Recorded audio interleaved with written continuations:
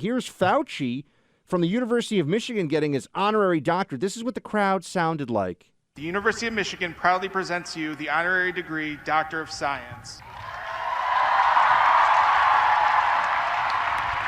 By the authority of the state of Michigan vested in the Board of Regents and by them delegated to me,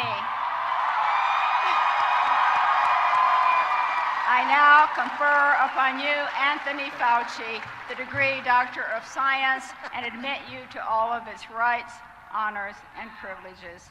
In a fair world, I'm just going to say, in a fair world, Clay, they wouldn't be bestowing an honorary doctorate. They'd be actually pulling his medical license for disastrous decision-making and policy pushing.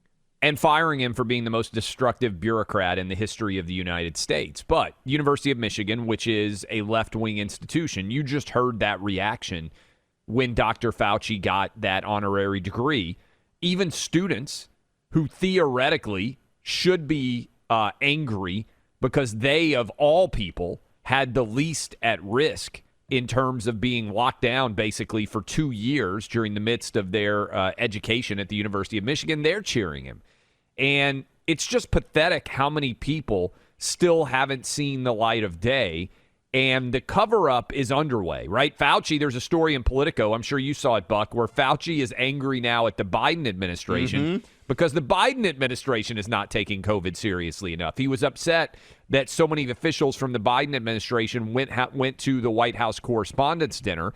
And even though Fauci himself went to some of the pre-parties and posed, of course, with CNN's Don Lemon as a part of those festivities, but also Bill Gates, who has been, he's not an epidemiologist, he's not a doctor, but people don't care. They want Bill Gates to be a genius, the left-winger lockdown crew.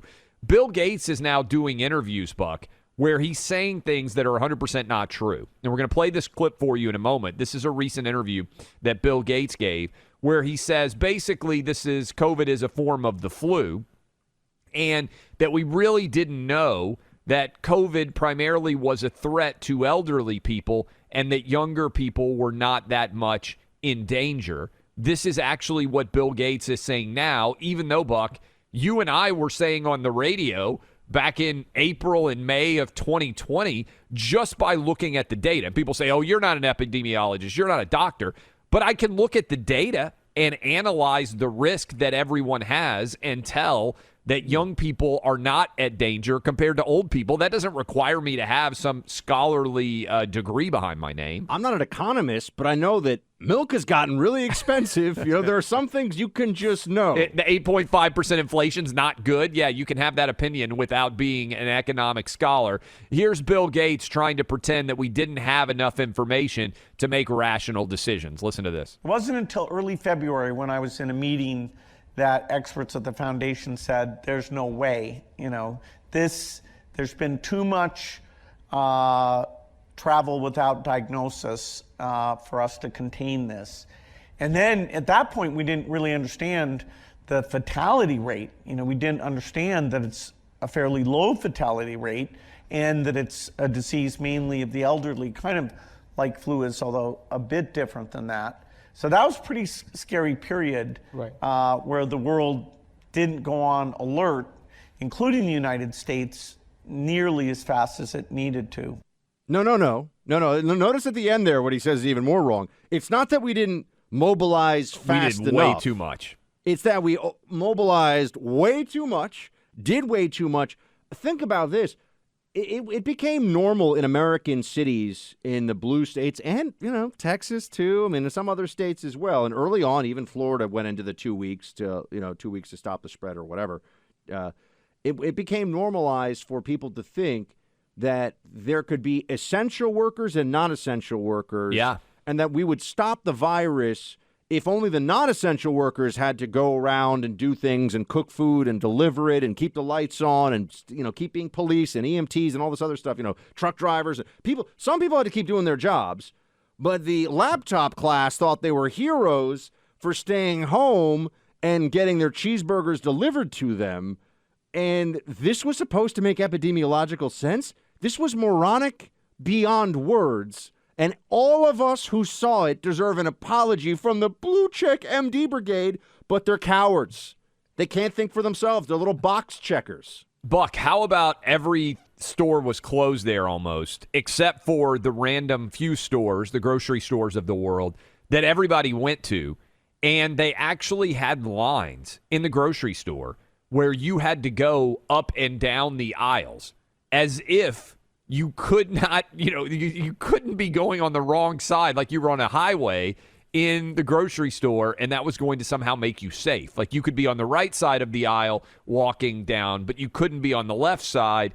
I mean, all of this was so insanely stupid. And don't miss what you're seeing now, which is the people who told us to do the dumbest things are now trying to walk back the dumb things that they told us to do by saying you could have never known. Nobody could have known. Nobody knew. This is going to be the big excuse. Oh, we had the best intentions. And we've said this from the very beginning. We're 2 years in now. We've said this from the very beginning. In May of 2020, Clay was saying masks don't work. Lockdowns are idiotic. What are we doing? This is crazy. How do we know this? Because you sit, you look, you realize what's going on.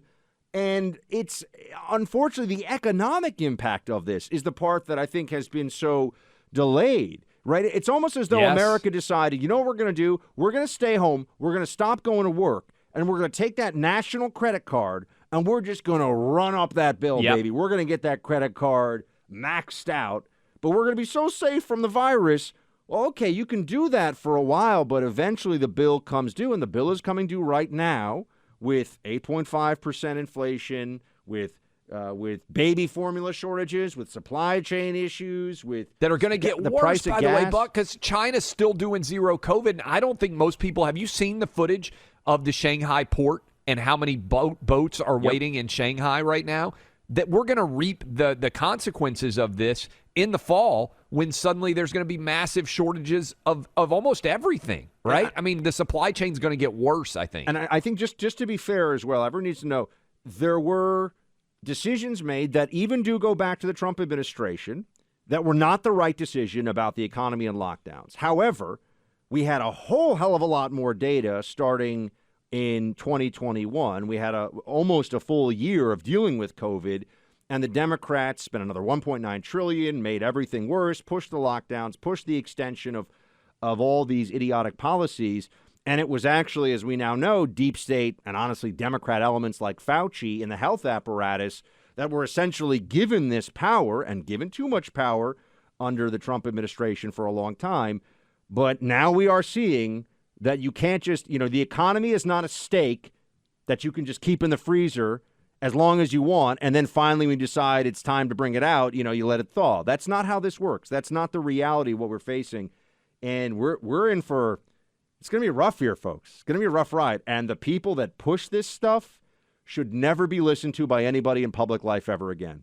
Amen. All Fauci did is make everything worse. I don't mean a few things, everything. He made everything worse for the whole country. Democrats, Republicans, you name it.